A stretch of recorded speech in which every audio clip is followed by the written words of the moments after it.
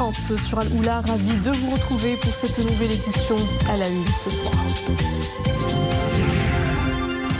Le Nouvel An Amazigh de 1974, un événement national célébré ce dimanche 14 janvier dans les différentes régions du Maroc. Une fête à laquelle Sa Majesté le Roi a conféré un caractère institutionnel en instaurant ce jour férié national officiel payé. Coupe d'Afrique des Nations, c'est la dernière ligne droite pour les Lions de l'Atlas qui affronteront dans 2 jours la Tanzanie. Un premier match de groupe qui promet d'être relevé, mais le 11 national peut compter sur un 12e homme. Le public, ambiance sur place à découvrir dans notre chronique spéciale CAF. Puis immersion au cœur de l'ambiance festive du Nouvel An Amazigh, Yennayer, une tradition que conservent précieusement tous les Marocains. À Al-Husseima, le passage de 1974 est célébré en chant et en musique, au plus grand bonheur des festivaliers venus nombreux apprécier les titres des plus emblématiques du répertoire musical amazigh authentique.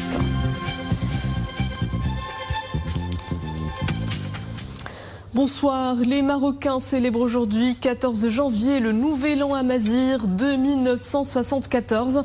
Pour la première fois, cette date est officiellement fériée et payée dans tout le pays. Ce jour de fête nationale d'une portée culturelle exceptionnelle, les Marocains le célèbrent dans un esprit de fierté d'appartenir à une nation chargée d'histoire et de civilisation millénaire. Un événement qui met en avant l'initiative de Sa Majesté le Roi Mohammed VI qui a bien voulu instaurer ce jour férié national officiel payé. Samira Sban et Zakaria Mokin Billah. Eid Yennayer, Eid Noussoukès, Hegouza, autant de noms pour désigner la nouvelle année amazigh. Sa célébration revêt une symbolique particulière liée à l'activité agricole. Selon ce calendrier, nous accueillons aujourd'hui l'an 2974. Une célébration accompagnée de coutumes et de traditions hautes en couleurs. Le Nouvel An Amazigh est devenu une fête nationale honorée par un jour férié rémunéré sur initiative royale. Une décision qui montre l'intérêt porté à la culture amazigh. Le discours d'Ejdir prononcé en 2001 a été une page rayonnante pour la promotion de la langue amazigh. Dans la mesure où l'amazigh constitue un élément principal de la culture nationale et un patrimoine culturel dont la présence est manifestée dans toutes les expressions de l'histoire et de la civilisation marocaine, nous accordons une sollicitude toute particulière à sa promotion dans le cadre de la mise en œuvre de notre projet de société démocratique et moderniste. En 2002, l'Institut royal de la culture amazigh voit le jour. Un tournant décisif dans la préservation et la promotion de la langue amazigh et son intégration dans les différents aspects de la vie courante. Ainsi, en 2003, le tifiner est adopté en tant que lettre officielle pour écrire l'amazigh, une langue enseignée et intégrée dans le système éducatif. La Constitution de 2011 inscrit l'amazigh comme langue officielle du royaume.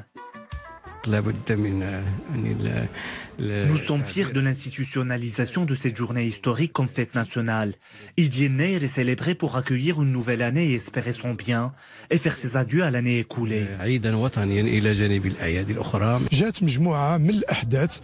Plusieurs événements ont marqué un détour important dans la Constitution de 2011 qui a sacré l'amazigh en tant que langue officielle à côté de la langue arabe. Par la suite, des efforts importants ont été déployés pour concrétiser cette officialisation par différents moyens culturels et médiatiques. Les célébrations de la nouvelle année amazigh diffèrent d'une région à l'autre. Une opportunité de fêter la diversité de l'identité marocaine, aux influences variées et aux facettes plurielles.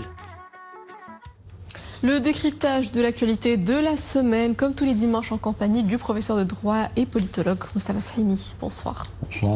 Alors la célébration du Nouvel An Amazigh revêt cette année un caractère particulier suite à la décision de Sa Majesté le Roi Mohammed VI d'instaurer ce jour férié national officiel payé. Quelle en est la symbolique ?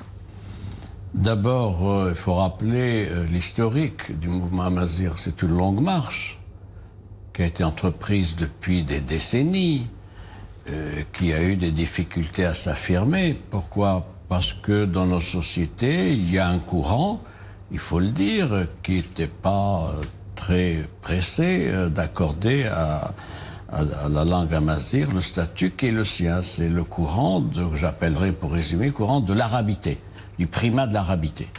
Maintenant, c'est dépassé et la société est en phase donc avec sa composition. Et cette fête aujourd'hui que célèbrent les Marocains est une fête importante parce que c'est l'expression d'une identité plurielle, évidemment, mais c'est aussi l'expression d'une diversité culturelle et c'est un élément d'inclusivité, c'est-à-dire de renforcement de la cohésion sociale. Ça permet aussi, comme l'avait déclaré le souverain dans le discours d'Ajdir, vous le savez, du 17 octobre 1921, où le souverain avait fait part donc de sa décision de donner à la langue et à la culture amazigh leur statut respectif dans notre société. C'est, comme l'avait dit le souverain, je le précise, ça permettait de réaliser enfin l'intégralité de notre histoire commune. C'est un recouvrement. Pourquoi ? Parce que dans notre histoire, il y a eu 4 siècles de présence de la civilisation romaine et phénicienne, puis 12 siècles, vous le savez, de règne des dynasties musulmanes. Donc maintenant, c'est une boucle historique qui est faite et qui est importante à relever. Alors, je parlais du discours d'Ajdir, évidemment, avec des axes, la reconnaissance, la réhabilitation de la langue et de la culture amazigh, la création de l'IRCAM, vous le savez aussi, et puis le fait que c'est une partie intégrante désormais dans notre patrimoine, et ça, c'est une appropriation d'un patrimoine immatériel qui est faite. Reste maintenant l'application de ces orientations royales, qui avaient trouvé leur expression dans le prolongement du discours d'Ajdir dans la nouvelle constitution 2011, puisque la langue amazigh a été consacrée comme langue officielle avec l'arabe, mais c'était pas suffisant. Le souverain est allé plus loin, et vous savez qu'il y a eu un communiqué du cabinet royal le 3 mai dernier, faisant de ce nouvel amazigh un jour férié payé. On aurait pu, après tout, en rester au fait que l'amazigh est une langue nationale officielle au même titre que l'arabe. Le souverain est allé plus loin parce que il sait que c'est une question d'appropriation culturelle et historique. Reste au gouvernement à traduire ces orientations royales. Il y a des mesures qui ont été prises. Pour 2024, il y a un budget de 300 millions de dirhams qui est prévu pour la promotion de la langue amazigh. Le chef du gouvernement, Aziz Hanouch, a dit que pour 2025, cette dotation serait portée à 1 milliard de dirhams, on verra. Et puis, il y a un certain nombre de mesures, 25, qui ont été définies par le chef de l'exécutif, qui intéressent donc différents secteurs et la promotion de la langue dans l'administration, les services publics, l'éducation, la culture, les médias visuels, etc., sur la base également de conventions signées avec des partenaires. Donc, il y a quelque chose qui est en train de se faire, il faut accélérer, il faut consolider ces acquis-là, pour donner pleine dimension à l'inclusivité culturelle que nous appelons tous les uns et les autres de nos voeux. Nous enchaînons, professeur, notre décryptage avec cette première historique pour le Maroc, son élection à la tête du Conseil des droits de l'homme des Nations Unies. Le Royaume s'illustre devant la communauté internationale par sa présidence pour l'année 2024 de ce prestigieux organe onusien. Quelle étendue d'action pour le Maroc à travers sa pole position dans cette instance onusienne et puis quelle visibilité pour notre diplomatie ? Évidemment que c'est une décision historique, c'est une élection historique plus exactement, et ça a été salué d'ailleurs par des chancelleries étrangères, notamment les États-Unis et d'autres pays, vous le savez. C'est important. Le Maroc a été élu président du Conseil des droits de l'homme à Genève le 10 janvier courant, donc il y a quelques jours seulement, avec une majorité confortable de 30 voix sur un total de 47. Le concurrent, c'était l'Afrique du Sud, qui n'a eu que 17 voix. Il faut relever, et notre ambassadeur d'ailleurs à Genève, Omar Zniberj, l'a dit dans un courrier explicatif, si je puis dire, qui a été publié. Il a dit c'est le fruit d'une politique qui a vu 7 mois de confrontation, ce sont ses propres termes, avec l'Afrique du Sud et ses alliés habituels, dont l'Algérie et d'autres, etc. Donc c'est une diplomatie. C'est pas un vote qui est venu comme ça le jour au lendemain, le 10 on vote. C'est le fruit d'une mobilisation diplomatique. J'ajoute que c'est un vote que traditionnellement, pour ce qui est du continent africain, parce que c'était au continent africain, à présider dans le cadre de la rotation géographique, ce conseil, traditionnellement, la désignation se fait par consensus. Ça n'a pas été le cas, et c'est pour ça qu'on a recouru au vote, et un vote à bulletin secret, c'est important. Il y a là un élément supplémentaire que je voudrais ajouter, c'est que notre diplomatie a un large spectre, qui est connu, lutte contre le terrorisme, l'environnement, les énergies renouvelables, la coopération, le partenariat, etc. S'y ajoute maintenant de manière significative un autre volet, c'est une diplomatie porteuse de valeurs démocratiques relatives aux droits de l'homme.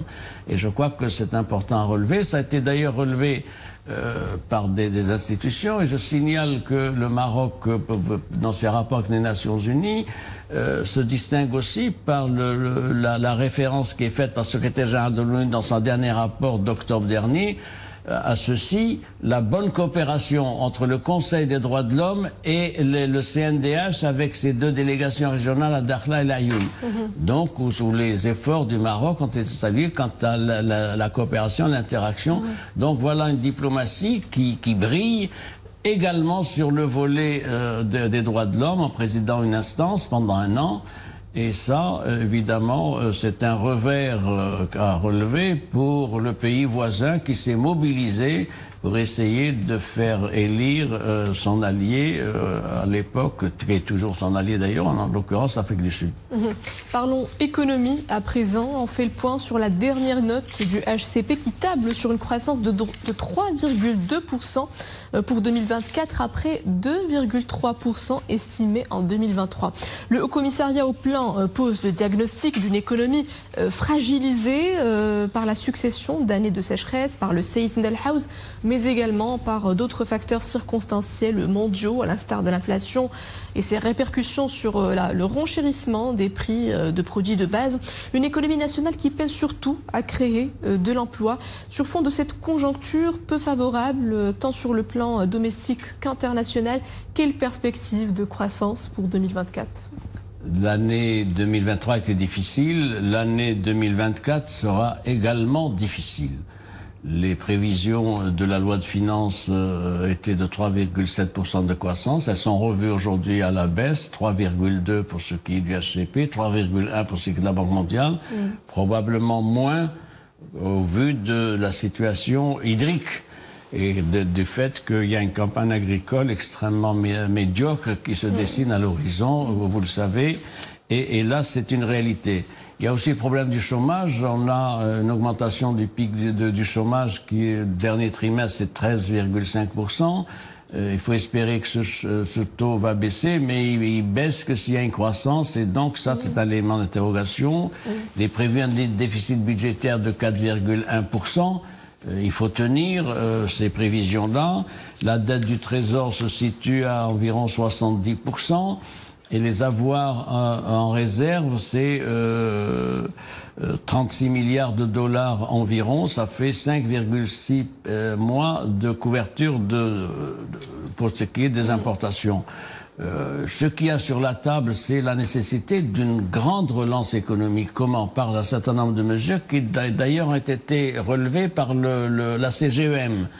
CGEM a fait à ce sujet un certain nombre de réserves de mise en garde qui n'ont pas été appréciées par le chef du gouvernement, vous le savez. Et il y a eu un recadrage. C'est quoi ? C'est par exemple la bourse. La bourse a peu d'attractivité. Il n'y a qu'une société qui a rejoint la bourse, vous le savez, il y a quelques semaines. Il y a le problème soulevé également de fait que si nous avons une visibilité pour les grands chantiers 2030, il reste à réunir les conditions pour être à la hauteur de ces enjeux. Ça, c'est un des points relevés par le patronat, qui réclame aussi des champions nationaux. Savez-vous qu'il y a 143 entreprises qui ont un chiffre d'affaires supérieur à 100 millions de dirhams, dont les 3/4 sont des banques et des assurances. Il n'y en a qu'une trentaine qui dépassent ce seuil. Et donc, il faut des grands champions nationaux. Et pour ça, il faut qu'il y ait des conditions économiques favorables. Il y a aussi le problème de l'informel qui se développe. Alors, il y a un discours de lutte contre l'informel, mais peu de mesures concrètes.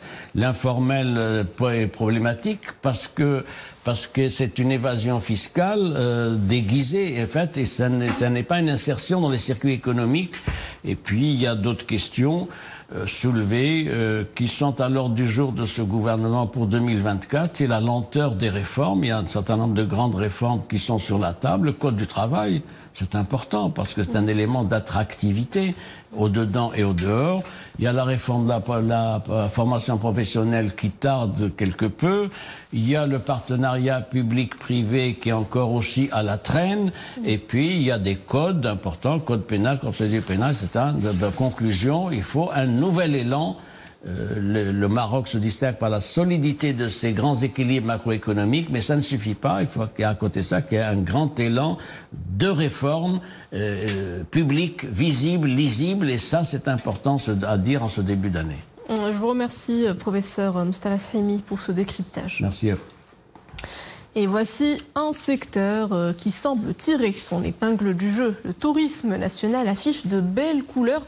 Près de 14 millions de touristes accueillis en 2023, un record.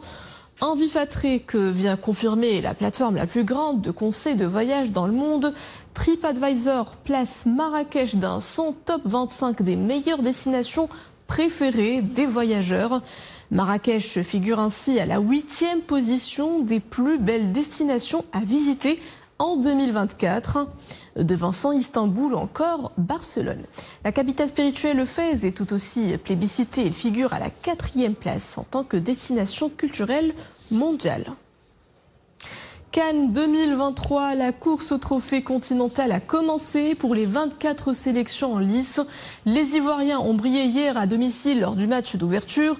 Pour nos Lions de l'Atlas, tous les espoirs sont permis pour devenir les successeurs du Sénégal et soulever le sacre qui nous échappe depuis 1976. Boubkab Berberet nous fait un round-up dans sa chronique spéciale Cannes et c'est juste après le jingle. À San Pedro, le taux d'humidité est très élevé. Pour s'acclimater encore davantage, les Lions de l'Atlas mènent quelques séances de récupération physique. Une séance d'entraînement qui s'est déroulée en présence de 23 joueurs, dont Amin Adli, qui avait quitté le rassemblement suite au décès de sa maman. Après 48 ans, il est temps de renouer avec le sacre africain. Nous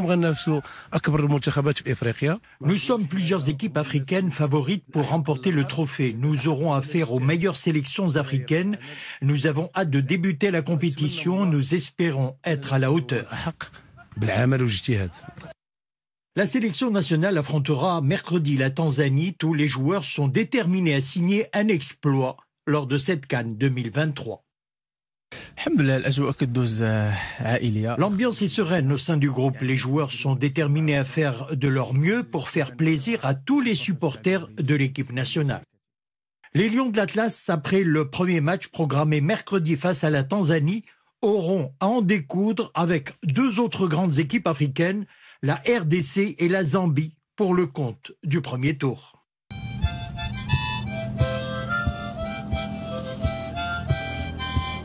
Supporter inconditionnel des Lions de l'Atlas comme Ulysse, il a fait un long voyage.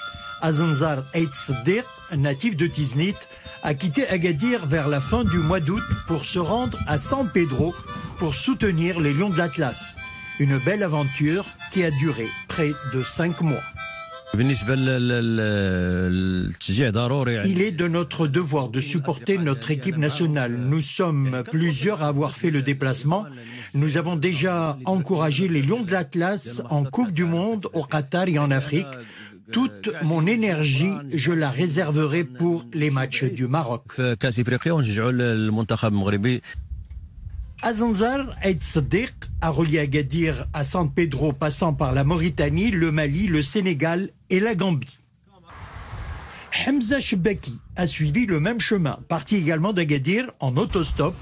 Il est arrivé à surmonter tous les obstacles pour être présent le jour J. Mes parents m'ont proposé un billet d'avion aller-retour. J'ai refusé. Je veux vivre cette belle expérience africaine. Nous sommes les premiers supporters arrivés sur place.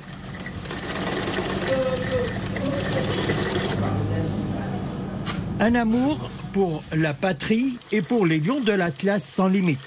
Hamza Chebaki, un supporter pas comme les autres. Abdelghafour est ivoirien. Il nous aide à confectionner les drapeaux marocains. Il nous a fait un très bon prix. Nous cotisons avec d'autres supporters pour tous les frais. Nous aimons notre équipe et notre pays intensément. Les Lions de l'Atlas seront encouragés par des centaines de supporters marocains ayant fait le déplacement à San Pedro, mais ils sont aussi ivoiriens. Ici, c'est la canne de l'hospitalité. Bon, les Marocains, même, ils ne sont pas à l'étranger ici parce qu'ici, même, c'est leur pays. Nous, on les soutient jusqu'au bout. Vive le Maroc, vive la Coupe d'Afrique. Et nous sommes ensemble. Voilà. Maroc, si, Maroc, si, Maroc.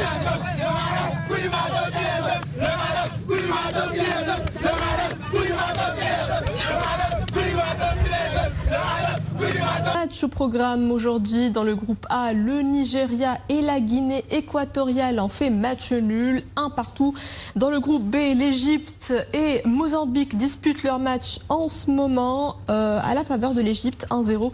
Et ce soir à 20h dans le groupe B, le Ghana affronte le Cap-Vert. Retour à la joie des célébrations du Nouvel An à Mazir, à Al-Hoceima. L'ambiance est fortement festive, rehaussée par des soirées musicales. Ses habitants étaient hier au rendez-vous avec un concert inédit interprété par des troupes locales et de jeunes artistes.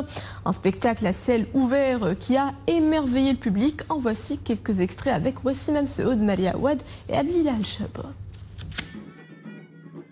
Dans les rues d'El Hoceima, la fête bat son plein.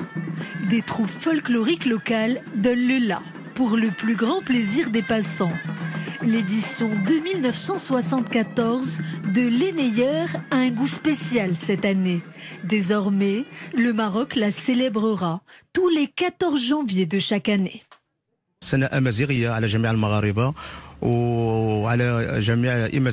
Tout d'abord, je voulais souhaiter une belle et heureuse année à tous les Amazirs du monde.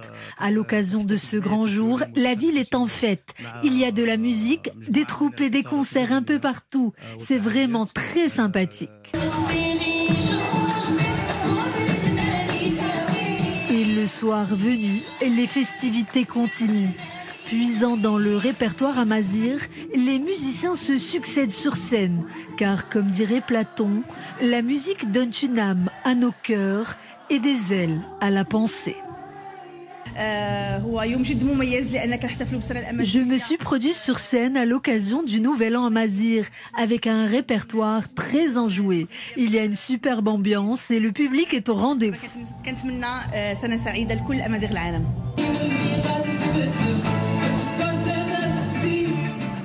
Ode à la pluralité culturelle, la nouvelle année amazir apparaît comme une identité plurielle et unie.